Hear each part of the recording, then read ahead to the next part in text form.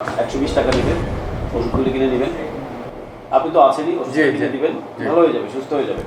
কি কোন ডাক্তার সাহেব, টেস্টে 300 টাকা, ওষুধ 120 টাকা, হ্যাঁ আর মধ্যে দিয়ে হুজুরকে 8,000 টাকাই নিল। বাইসাবে কিতে সালসামা সালি দিব, তুলে দিয়ে হাতে 3,000 টাকা লেগে গেল। আর যে ডাক্তার তো অনেক জায়গায় ওষুধ দিছে, যে যেটা সেটা খাইছি। ডাক্তারদেরকে বিশ্বাস করবেন, ডাক্তারদের কাছে আসবেন। সকলের উদ্দেশ্যে আমি একটা কথা কই, রোগগুলো কোনো অবহেলা করবেন না। কারণ ছোটোখাটো রোগও যদি হয়, ডাক্তার যদি আমরা টেস্ট করতে হয়, টেস্ট করিয়েন।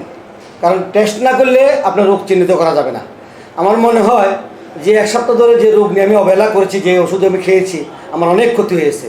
আমি এই মেডিকেল হাসপাতালে আসার পরে, এই টেস্ট করার পরে ছোটোখাটো যে টেস্টগুলো করেছে, বিশেষ করে একেবারে সুলভ মূল্যে, বিশেষ করে আমাকে ছাড় দেওয়া হয়েছে, ডিসকাউন্ট দেওয়া হয়েছে অনেক।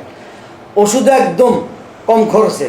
আমার মতে যারা ছোটোখাটো রোগে ভোগেন, ভালো ডাক্তার দেখাবেন, ভালো ডাক্তারের কাছে পরামর্শ করুন, বিশেষ করে মেডিকেল হাসপাতালে।